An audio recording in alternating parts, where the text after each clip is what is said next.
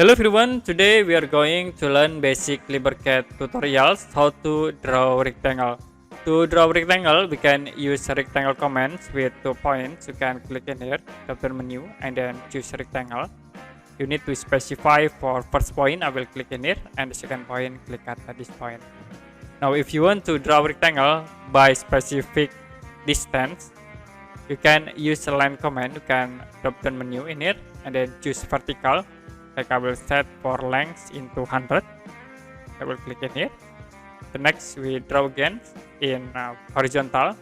Set for length 125. I will click at this point and also in here. The next we can use again vertical in this point. Okay, that's it. How to draw rectangles in LibreCAD. And if you have any question about this tutorial, you can comment below this video.